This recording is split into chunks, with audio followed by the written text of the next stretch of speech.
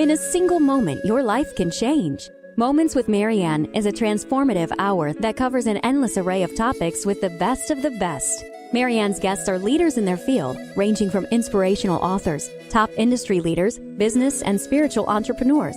Each guest is gifted and a true visionary, a recognized leader in their own work. They teach others to develop, refocus, and grow. Marianne will bring the best guest and sometimes a special surprise. Don't miss this. And remember, make every moment count.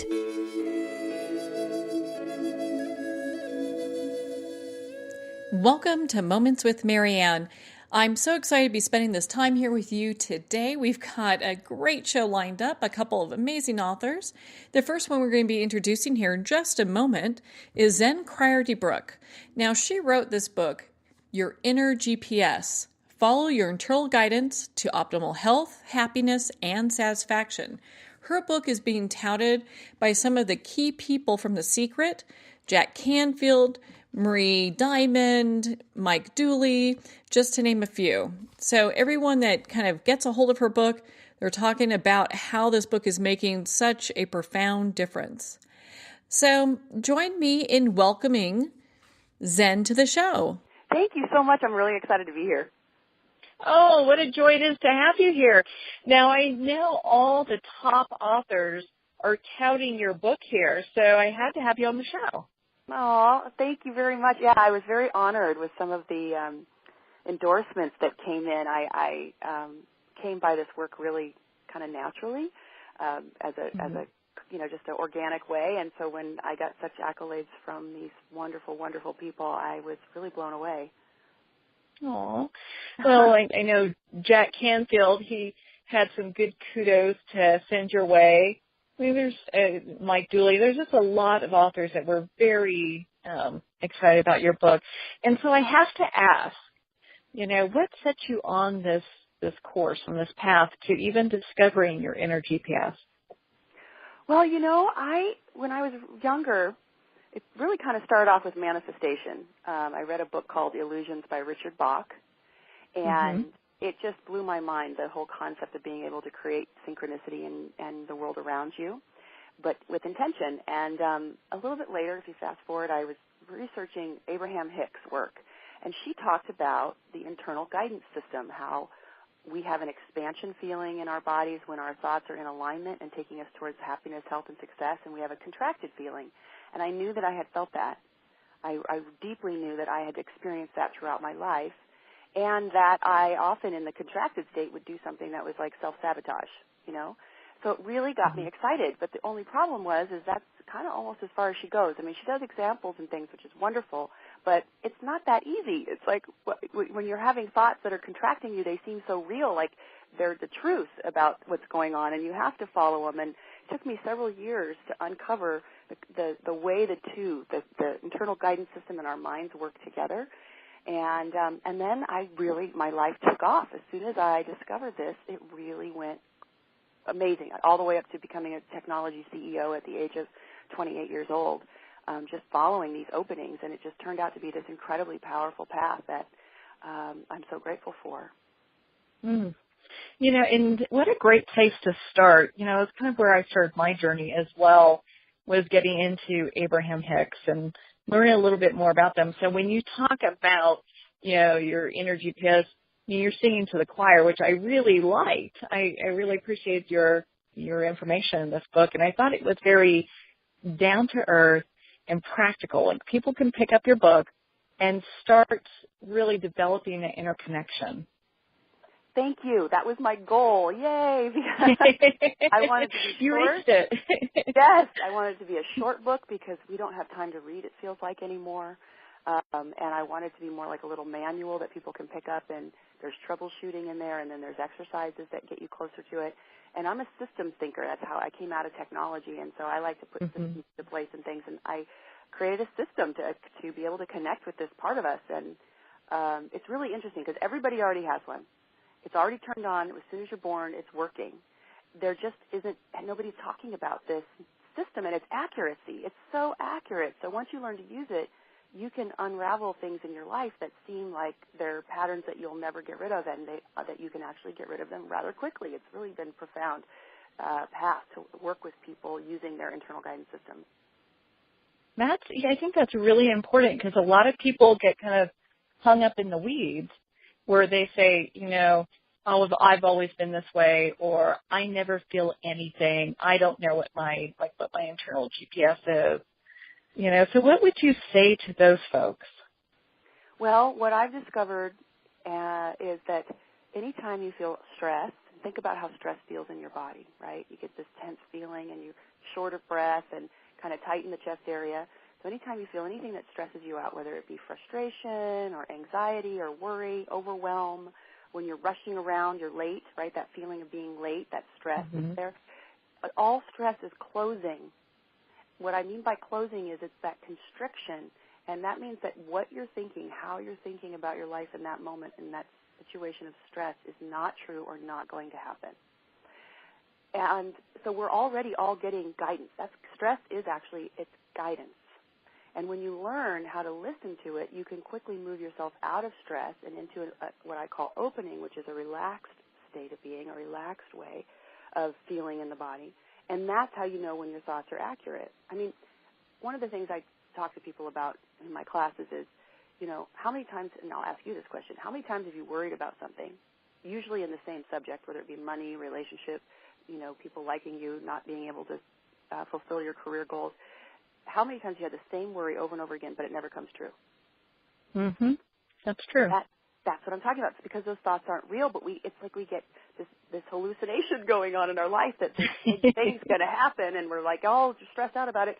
Then the event passes. We don't lose everything or die or break up with our significant other or lose our job, and then it's just we're fine for a little while until the next little blip comes up that sets off that pattern in our mind. And then our IGS says, hey, we don't want to think about this. Let's not hallucinate again. Let's stay focused on reality. And then it's guiding you to stay focused on what's true and being present in the moment. And so living your life this way leads you to be much happier, much more authentic, and you can get rid of these old patterns that pop up because they hijack us. They take us away from our joy. Yeah, that's no fun. Because life is supposed to be fun. I signed up for that, I agree. Most people, it's one of the things people are like, I want to find my life's purpose. Well, the number one purpose is to enjoy living here, right now. Enjoy this life. You came down here because you wanted to be in a body and enjoy yourself.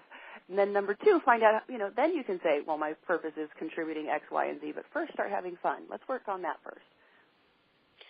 Well, and then so to kind of piggyback on that, so let's say we have some people and they're like, well, I want to, deepen my practice with, being able to hear my GPS. How could they do that? Well, I have a little exercise we could do right now to show them what it feels like, and then that way when we're talking, we'll give them a little bit more context. Does that sound like something we could do? It takes about 2 minutes. Oh, that would be fabulous. Yeah, let's do that. All right, good.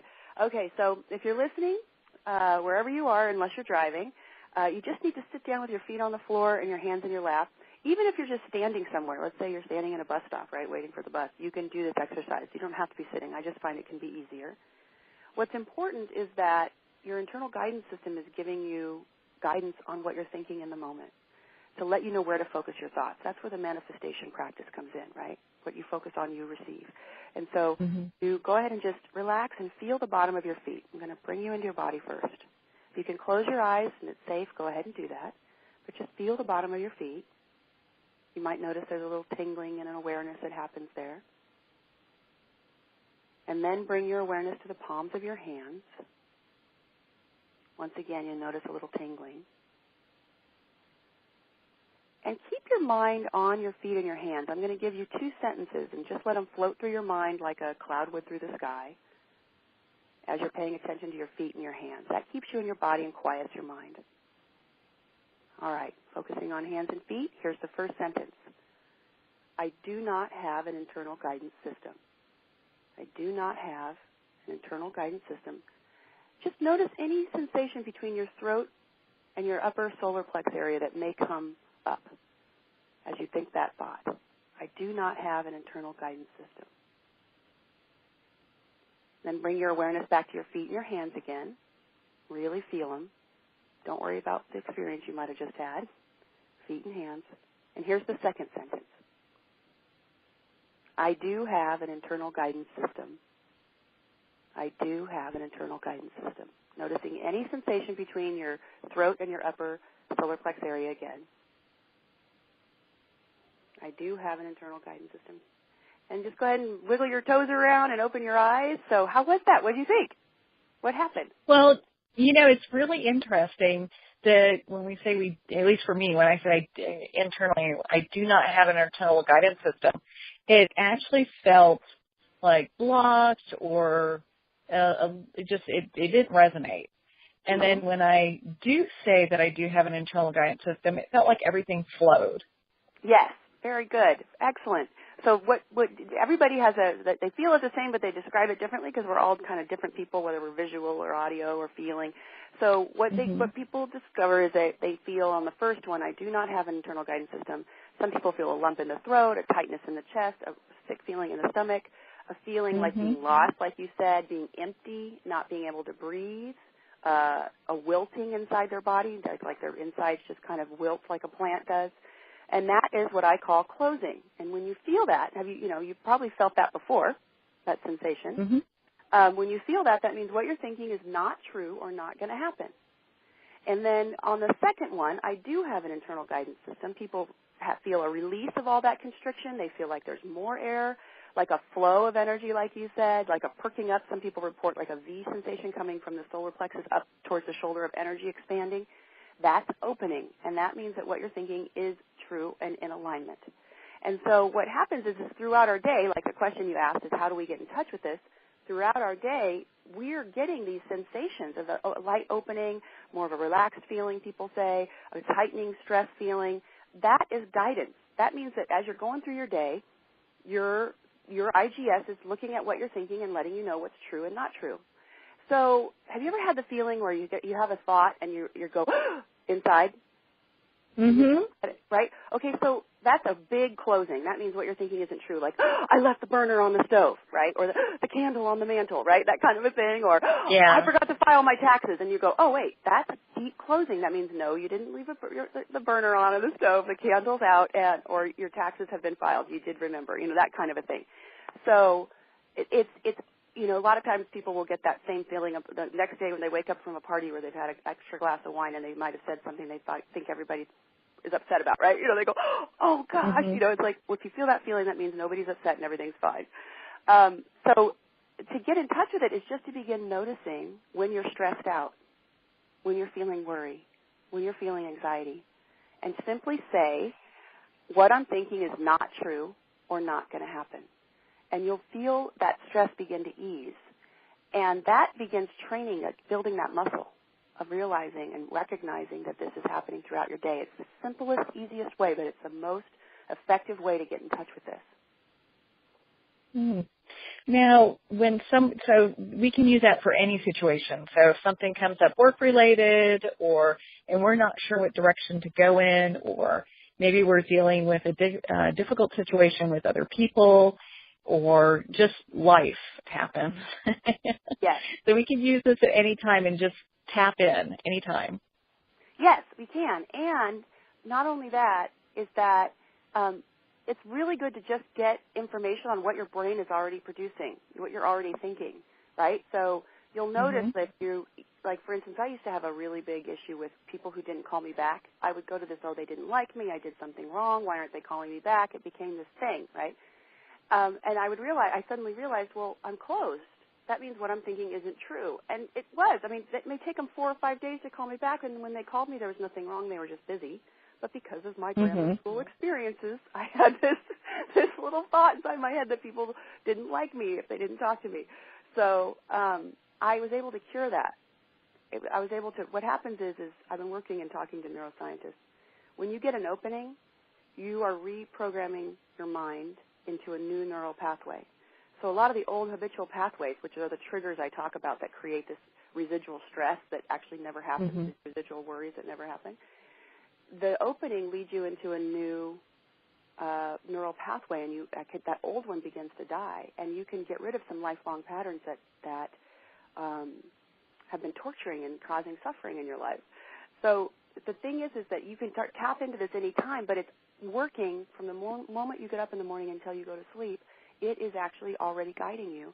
And so just tapping into and listening to what stresses you out and realizing that it's not true throughout your day, you can let things go. You can let things go. So it's like a little alarm bell. That's why I think it's the unpleasant sensation of closing is the way it is, and it gets louder the more off the thought is. But the reason why is it's a little alarm bell to wake us up, to make us conscious, to bring us present. Mm. That is perfect. And the thing is, so as we continue to trust that sensation we're getting and that feeling, we're actually not only creating new neural pathways, but life is getting easier in some way. Mm-hmm. Yeah, that's the coolest thing about it. So once you get down the road a little ways, and I highly recommend the book because I really give practice. Oh, I highly recommend it too. Thank you. It's got these practices so you can actually, you just do practice 1 and then you do practice 2, and again it gets you deeper and deeper down the rabbit hole. But that's the coolest part about this is when you start using it on a regular basis and you're aware of it, all of a sudden life becomes more magical. Miracles begin to happen. In fact, I'd like to say miracles are the norm, and synchronicity. And, back to manifestation because it's really, I think, the crux of it all for me. When you're creating something that you're not supposed to, your life force energy closes. You can physically feel it. It's interesting when you correlate this to stress because stress is one of the is in the top 6 elements of the chronic diseases that we have that are the highest level of deaths occur from. Stress is, all doctors say, stress is like the most dangerous thing on the body. Well, I believe it's because our thoughts are out of alignment. The universe doesn't want us to create that in our lives, and our life force energy begins to close down so that we have less energy to create that thing. But when you're open, it's like divine purchase order approved. It's like stamped. So your life force energy expands, and the more it expands, the more that thing is coming to you. So as you begin to go from opening to opening to opening, and when you feel stressed, you find the opening, and there's practices in the book to do that. As you do that, your life becomes like this manifestation powerhouse, and magical, wonderful, easy things come your way, like just naturally.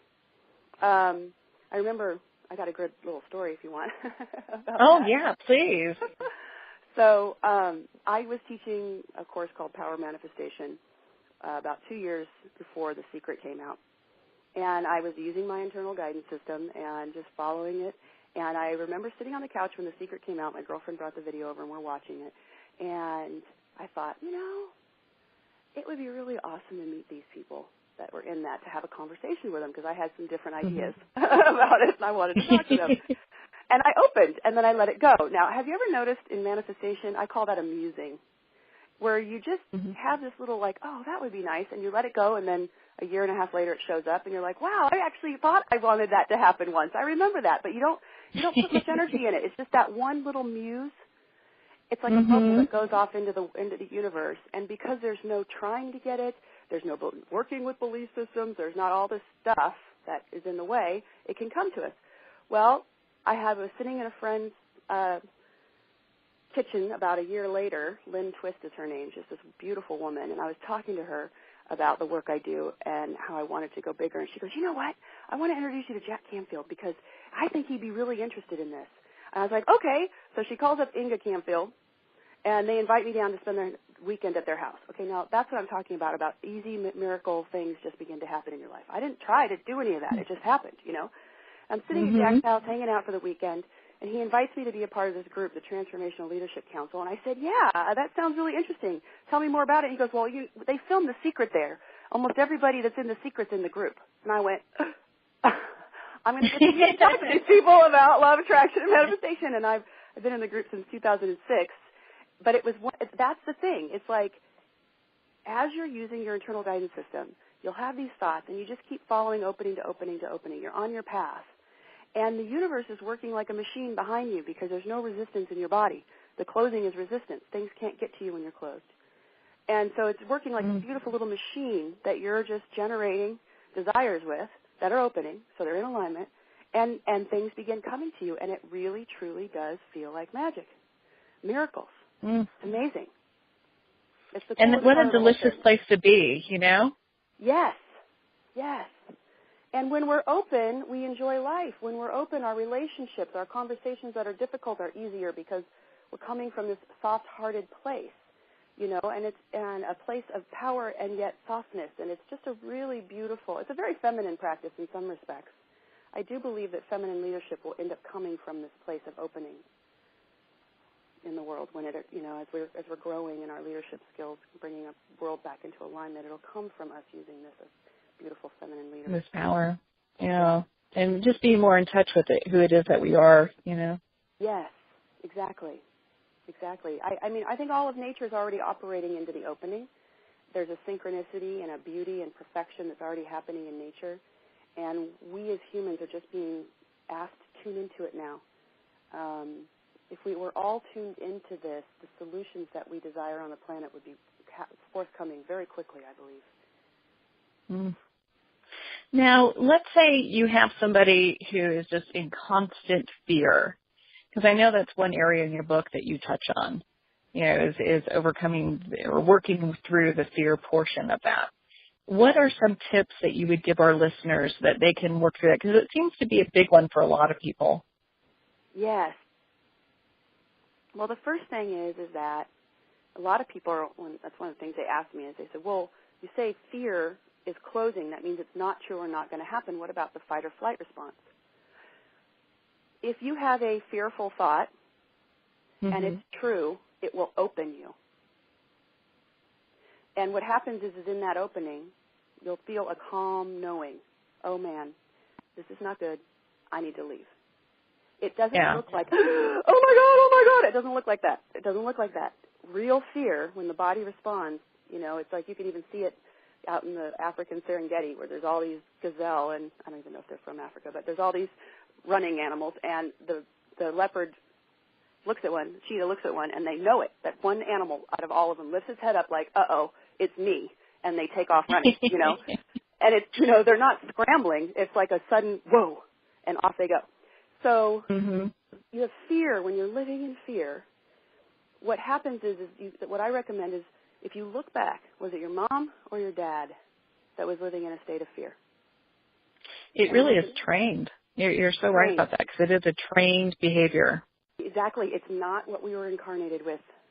So what happens is between the ages of 0 and 7, we repeatedly watch one of our parents experiencing fear in their body throughout their different things.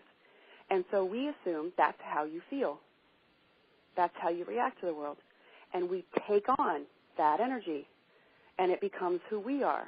And number one, it's not true for you, so you'll be closed, which is why you have the fearful sensation, because the fearful thoughts that you're having are not true and not going to happen. And number two, there are practices you can do that I do with students, and there's some in the book, that allow you to release that. I recommend giving it back to the parent. And then have them give it back to whoever gave it to them. There's a beautiful, beautiful meditation that you can do. And we take on all kinds of stuff. I work with students who have issues with they're a martyr, and they don't want to be a martyr. Their mom was a martyr, and they hated it about that. You know, they're like, I hated that part of her, and yet here I am reacting to my husband as a martyr, or reacting at work as a martyr. And so you can break that.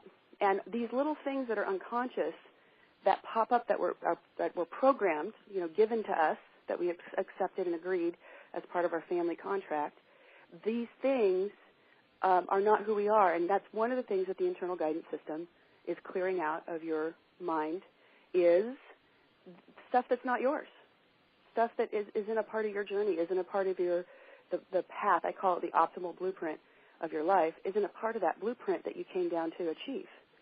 It's taking you away from it. And so part of the work is very quick and easy, but it's clearing all that stuff out, getting you back to your authentic you, so that you can live what you're here to live, not what your mom lived. And how important it is to look at that and then determine, okay, where is this from? Let's move this out, and then reprogram how it is that we choose to see the world, because it is a choice.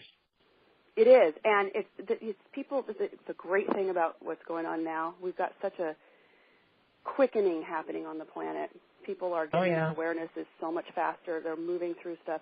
It doesn't have to be a big, long, drawn out, you know, go deep into the pain. That's not needed anymore. It's a recognition, a releasing, giving back, and then you just step forward into the new thoughts. It really does. It really is that easy. And and God. you know, and how nice, you know. Yeah. We're like bludgeoning it to a pulp, you know. We can actually no 4 years of release talking it. to a therapist. No problem with therapists, but luckily, no 4 years of talking to a therapist, and then finally having a breakthrough. You're like, you can do it quick and easy. Back to your life. Well, and I think that's why people sometimes get discouraged when they have to deal with past stuff or stuff that they've taken on, because there's that assumption that it will take so long to get through all of that. Yes, and the other one that comes up is, what if I can't break through it and now I know I've got this brokenness? What if I can't change it and then I have to walk around with this problem that I know about for the rest of my life, you know, which is equally as painful. So, yeah, it's so nice that we're in an age where it can just be released. Mm. That is just beautiful. Well, you know, I know that you've got all sorts of amazing things happening. Where can our listeners find you? Do you do one-on-one coaching? So if someone's like, hey, I'm in the weeds and I just need some help getting to where I need to get with this, you know, of course, we want them to go out and purchase your book, because this is a great source of information. Your inner GPS. Yep, Gotta it's get available that. on Amazon and bookstores, your inner GPS. And then I do personal coaching. You can find me on my website, zeninAmoment.com. And then I also would love to encourage them, if they're into manifestation and information is exciting, my course, The Art of Quantum Miracles. And it's just a profound, amazing course, and it's affordable, and you get one-on-one care with me in group coaching sessions, and I keep the courses small so that way everybody can get their needs met. And the information, you just clear out exactly what we're talking about. We clear out what's not working, and we replace it with your optimal blueprint and what you're here to contribute.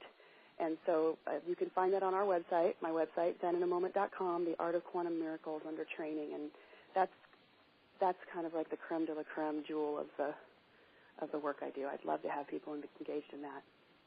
Oh, I'm going to be checking that out personally. I think your information. Yeah, I mean, you it's interesting when you learn the law of attraction and just, you know, again, your inner GPS.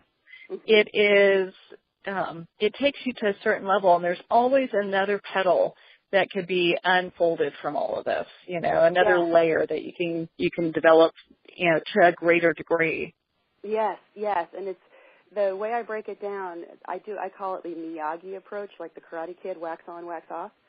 I break it down into little practices that you take out into the world and do, and then you see how it changes. And so you begin to get this toolbox. Ooh, I'm getting this. Oh, well, Zen taught me how to do that, so I'm just going to do that. Oh, it went away. I mean, like just like that. Like, oh, it disappeared. You know? I'm creating something new. That old thing I don't need anymore. So it's pretty cool. It's really fun. It's people are saying it's like being on an adventure, you know, treasure hunt adventure, because you're out there and it's like, wow, it's so exciting. So I'd love to have you in the course.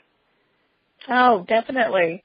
And, you know, thank you so much for taking the time to be on the show with us today, Zen. We really appreciate you spending this time. What a great practice that was, going through all that stuff, and, of course, talking about your new book. Yeah, thank you. I love it, and I'm grateful that you had me, and I just think you're a doll. It's been really fun. Thank you so much. Aw, thank you. And for our listeners, we'll be right back after these messages.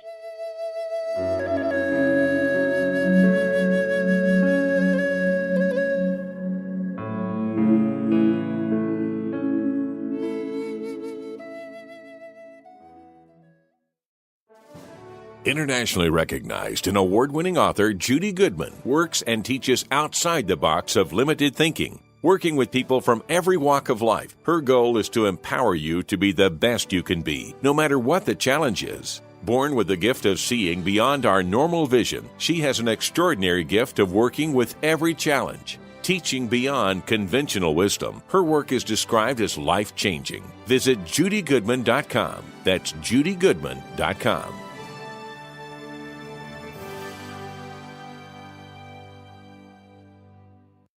Discover the book publisher's weekly calls compelling. Piper, Once and Again, is the breathtaking debut novel by psychic medium Caroline E. Zani. Death has no power over love. Piper, Once and Again, is a story of hope for the hopeless and faith amidst tragedy. Follow Piper on a journey of loss and redemption as she tries to find the one man who can help her figure out why she must be. Piper, Once and Again. www.carolinezani.com.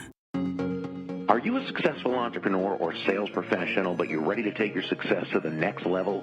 I'm Bob Berg, and I invite you to join me at our next Go-Giver Sales Academy. You'll learn how to communicate your exceptional value to more people, sell at full price, become objection-proof, and embrace the abundance that's your birthright. Limited to just 12 people, so it's personalized, impactful, and transformational. Visit GoGiverSalesAcademy.com and see what others are saying.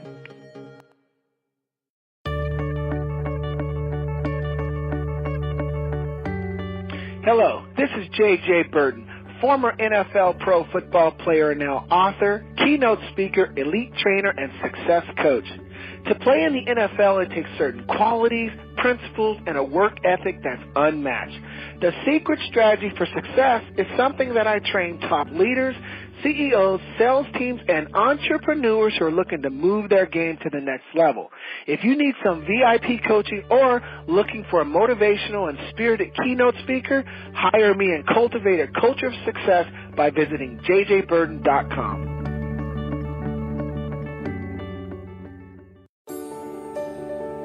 During times of uncertainty, challenges, and change, how do we find a ray of hope to move forward?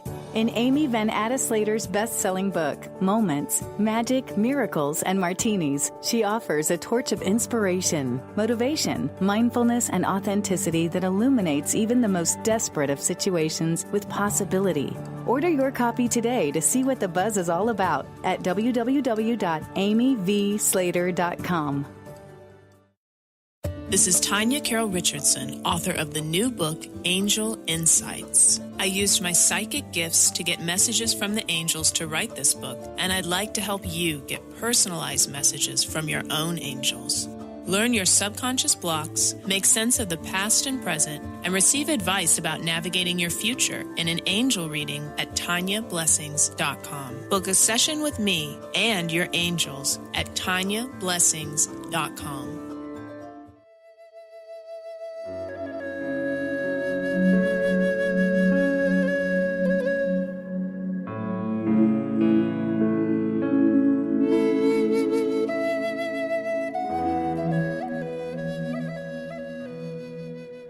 Welcome back to Moments with Marianne. Our next guest is just an amazing lady. She is a renowned actor, best-selling author, teacher, animal communicator, and founder of Archangel Society. So Archangel Society is an educational nonprofit that visits schools around the world to enlighten children about the dangers of poaching. Amelia has been noted on primetime TV for her animal communication work. She works with celebrities such as Cheryl McLean, Britney Spears, Barbara Walters, and was even invited to Buckingham Palace to work with the household cavalry of Queen Elizabeth II. So let's welcome to the show Amelia Kinkade. Hi there. I'm so happy that you had me on. Oh, well, thank you. What a delight it is to have you here with us. So you are just like the animal whisperer for all animals. Well, this book, I'll tell you how this came to be. I've been going to Africa for the last decade, and I have a charity there in Africa that just got approved. It's just a blessing. It was a world's record that my nonprofit got approved in 2 weeks. So I go into rural communities in Africa, and I talk to the children and the orphans in the churches and in the schools, and also just in the villages. And we dance as elephants, we draw elephants, we make up theater about poaching an elephant so that these children understand that they can get jobs protecting the animals on the safari parks rather than contributing to poaching or growing up to be poachers. And then I did it in the Kruger this last year with the lions, dancing as lions, drawing lions. And then went up to Rwanda for the first time last year and 180 orphans met me in a field. Well, we were dancing as gorilla, pretending to be gorilla, screaming, gorillas have feelings and they love their families too. And my entire goal here is a way to start activating people to feel involved and powerful and passionate and invested in the animals of this planet and their future. And not to sit back and feel powerless anymore, because I think that we all grew up in that world where we're being told somebody else is in charge and we're not, and there's nothing you can do. So in this book, Whispers from the Wild, I'm taking stories. I started with the tigers in Thailand and tigers around the world. And the second chapter is about lions, primarily in Africa, and what sanctuaries I really truly believe in, and who we can send money to and who we can volunteer for. And that is about stopping can lion hunting, which is atrocious. Yeah. The same third chapter is elephants, primarily in Africa, and I've got some stories to tell there. Great white sharks, black mamba snakes, whales around the world, and I ended it with bees. And believe it or not, Marianne, the bee chapter became the most fascinating of them all. I started researching bees, and I think I just became one. I started getting obsessed with bees. And bees, in their own right, are the easiest one for us to be able to rescue. If every single person would just have a little wildflower garden in their yard instead of a green manicured pesticided lawn, we can actually save our bee population. Without a doubt.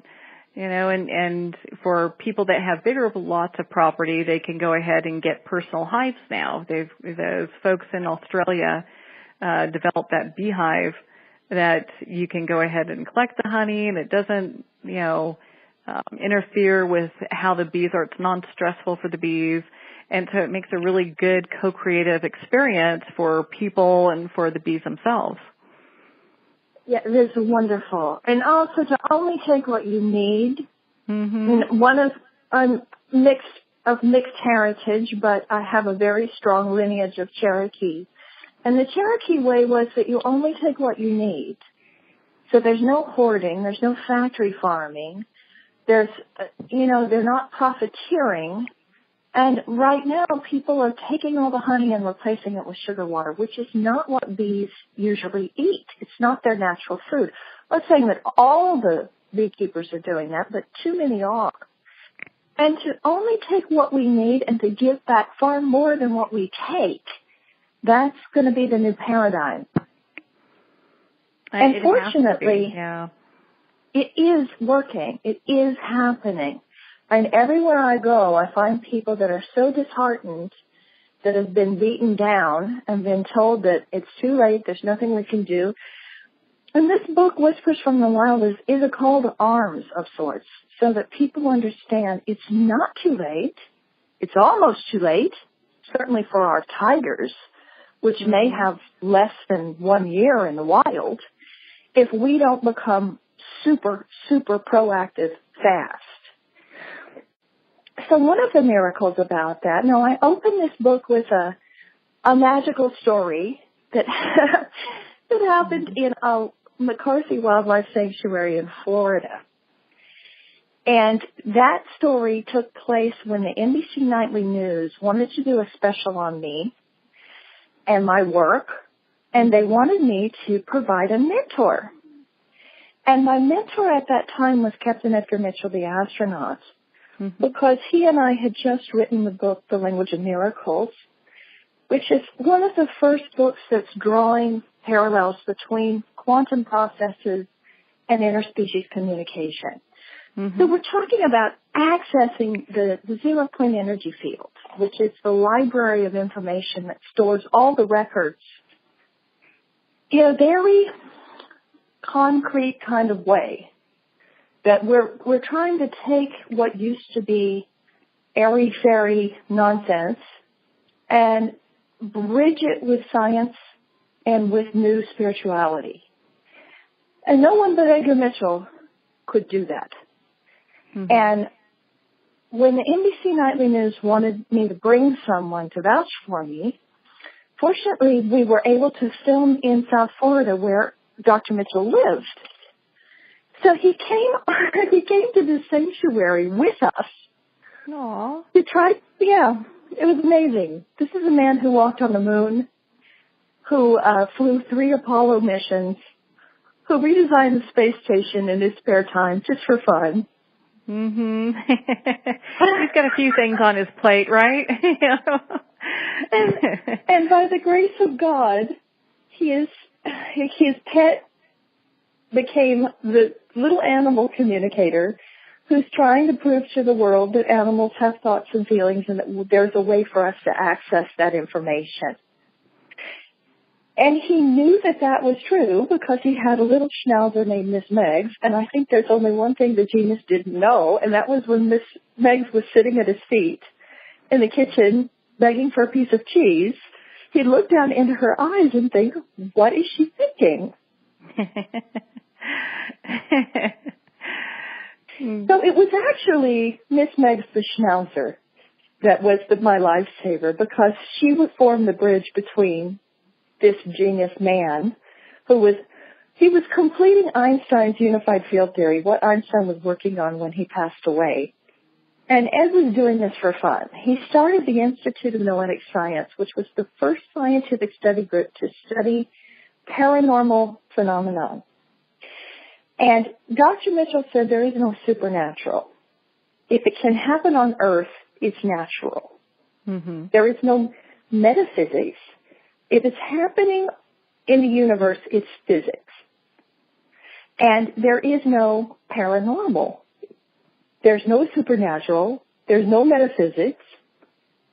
He was a Virgo from West Texas. I also am a Texan. And he grew up in a I'll believe it when I see it kind of world, which I did too. Well, it's good to have that skeptical side because it keeps you somewhat grounded, you know? Exactly. And I want to make sense of things. I want everything to line up. Yeah. And, you know, even though I've spent my life coloring outside the lines, having telepathic conversations with whales and sharks and bees and eagles and penguins, mm-hmm. The proof of it is in the pudding. If that information pans out and someone says, yes, it's true, the baby bat you're holding up in front of 100 people in Johannesburg, where I was teaching, and 75% of my students said there's something wrong with that bat's teeth. I said, I want you to run a body scan on her, find out where she's hurting. 75% of the people said there's something wrong with the bat's teeth. Now, I was holding up a bat the size of my little finger. Mm-hmm. The owner of the bat rescue said, she's having a really bad problem with gingivitis. Every 2 hours I have to put a little tiny dropper of antibiotics in her mouth. It's the world's tiniest baby bottle. Aww. So it's not just me that's doing it. I'm watching the proof all over the world when I now have hundreds of thousands of students who are able to do this. Mm-hmm. So this is the first book to talk about animal communication with wild animals and what the wild animals feel about the destruction of their world and what is their advice for us and what can we do to try to save them. So it's a very new book for me. It's quite a departure from my other books where I was focusing more on cats and dogs and horses and people's animals at home. Yeah, the animals we mostly come in contact with. Now, Amelia, what started you on the path of becoming an animal communicator? I mean, have you always been psychic? No, and I think that's really the beauty of the work. That if I had been born like this, I wouldn't be able to describe it. I wouldn't be driven to find definitions of why things work and how things work. I was in my early 20s in Hollywood. I had a very, very problematic cat. Now, this is the story of Straight from the Horse's Mouth, my first book. Mm-hmm. And my cat, Rodney, It was a rescue, and would go off like a fire alarm every time I left the apartment building. Oh, no. He got me kicked out of one apartment building, and he was about to get me kicked out of another apartment building. And there was a very mysterious lady coming to town to work at my veterinarian's office, and her name was Beatrice Lydecker. Now, in the book, I didn't name her by name because I was a little bit worried about legal issues with Random House. I now know what nonsense that is because Bea and I are in total agreement with everything. And she's Christian, and I'm Christian, and we're finding that Spirit of God in the animals that we're connecting to is not in any way in opposition with any religion. You know, I have students that are Jewish, I have students that are Buddhist, I have students that are Muslim. And when we're saying it's the God within you that connects to the God within the animal, that the Spirit of God within that animal is the same consciousness in all living beings, there's something in that that resonates as truth, no matter what religion my students are. And that makes perfect sense, you know, because everyone, I mean, I can feel it. For me, it resonates as well. So when you ask that question, you know, you get this feeling of, yeah, well, yes, that's a true statement. Because it is God's world. These are God's creations. And the only way that we can learn how to connect with other living beings is learning how to connect to the Spirit of God within us. Because it's the same Spirit of God throughout that zero-point energy field, that web of light that connects all living beings on a gigantic spider web of light. So, back to your question, I took this cat to see this woman, not knowing that it was even possible for anyone to communicate with an animal. I had never seen this before. I didn't believe in it because I had no reason to believe in it. And when I took Rodney to Beatrice Lydecker, she absolutely, completely, and totally blew my mind. And what happened? I'm sure it was probably a dramatic change. Well, when evidence is presented to you that you can't fight with, and this is what happens to me now, no matter what skeptic comes to me, I get out of the way and allow the Spirit of Christ and God to channel the information. And I just get out of the way and I let it happen. Now, if it comes out that man's brother Danny is in heaven and was a Vietnam vet, and he's in the house and the dog sees him and is with that man's grandmother or Aunt Olivia, and all the names come out, all the details come out, there's no way that person is going to be able to say, oh, I don't believe in this. Because it is what it is. And we're waiting for science to catch up. And that's what the attempts are made. And those analogies are also in this book, in Whispers from the Wild, that I'm giving the how-to. But when I took Rodney to see Beatrice, she said, he's showing me, his favorite place to sleep. And it's on the back of a peach-colored armchair in your den that's covered in white flowers. It overlooks a bay window. Outside that bay window, there's a wooden fence across the street, and behind that fence, a little white dog lives, and Rodney goes over there and makes that dog bark. If you could imagine, I mean, how many people have a peach-colored couch with white flowers on it in their den? And there was a huge window, and across the street was a wooden fence, and behind that fence was a little white terrier. Well, I didn't know Rodney went over there and made that dog bark. So she went on to describe, I asked why he hadn't been hungry lately, and she described the next door neighbor's two little girls, gave me their ages, their physical descriptions, and said they'd been letting him in and they've been feeding him.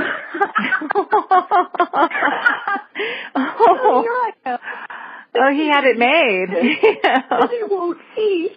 And then she goes on to say, and your boyfriend has somebody come over because women are always petting the 3 little stripes on his forehead and saying, isn't he handsome? And earlier that week, my boyfriend's secretary had come over and pet his head and said, look at those 3 little stripes on his forehead. Isn't he handsome?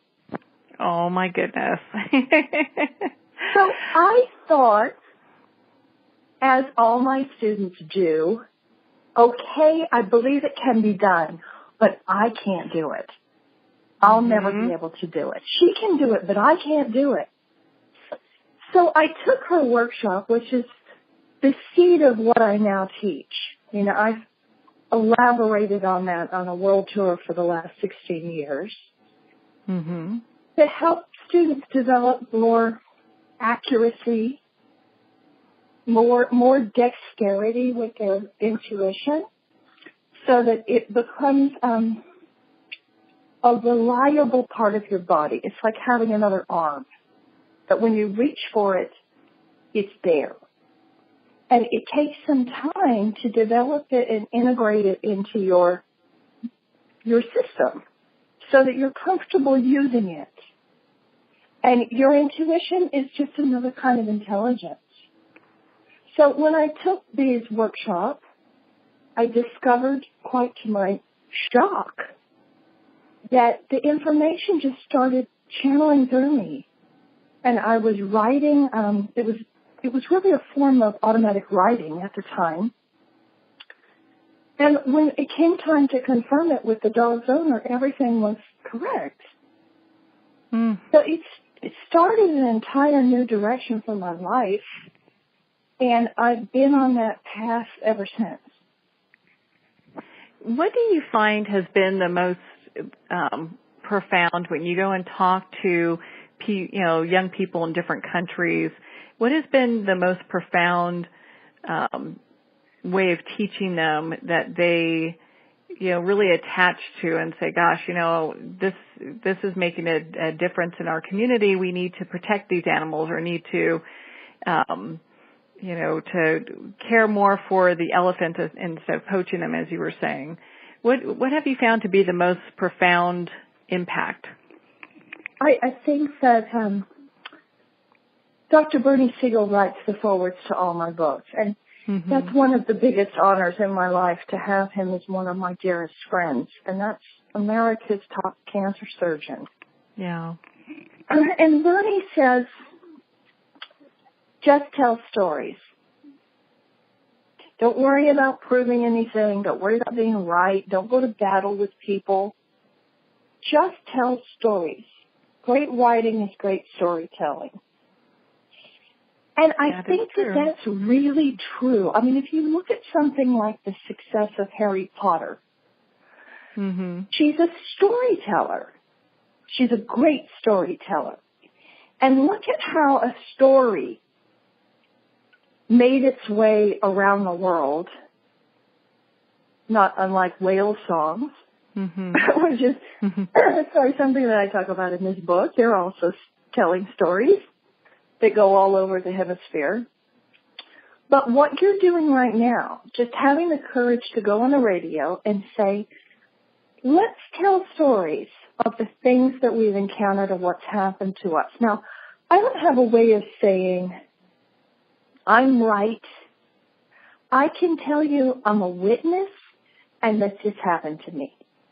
That if I have a telepathic conversation with a tiger, and then I get to the sanctuary and I find out that everything he said is absolutely correct, and I'm surrounded by skeptics and scientists and the NBC Nightly News filming me, then as a witness to the magic that the animals can bring into our lives, they're constantly bringing us the magic of the natural world that we seem to have gotten so out of touch with.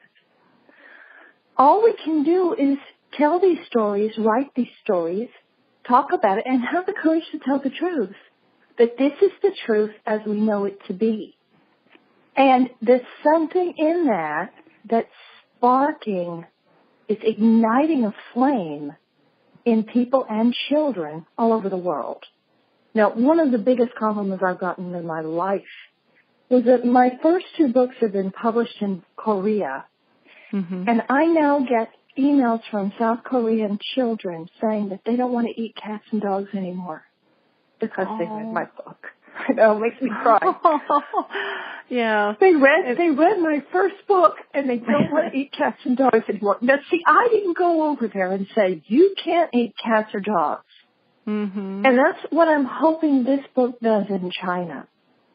I'm desperately trying to get published in Chinese.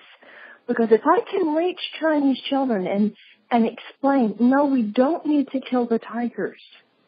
We don't need to kill the rhino because that doesn't really work. There's better medicine than rhino horn. And what's happening now, Marianne, and most Americans aren't even aware of this, the tigers are being decimated because there's something called tiger medicine. And in Chinese medicine, they take every inch of the tiger, from his whiskers to his claws to his internal organs to his tail, and they murder them and make little tiny pills out of them. Yeah. So people are eating tigers. And if I can reach the children, there's something in the children that knows the truth. I believe that we're all born with a conscience. I think that we have to get it socialized out of us because all children have a sense of right and wrong. Wouldn't you agree? Don't you think that's true? I think that they're also, I agree with you 100%. I think they're looking for another way to do things differently. You know, they want the information and the knowledge so that they can approach the world in a different way than the people before them have. Well, I see that, and I think it's just the beginning. And we have a lot of advantages in this day and age that we didn't even have 5 years ago, much less 10 years ago, and that's the Internet. Yeah. And that's private, new kinds of television. But children have access to information that they've never had before.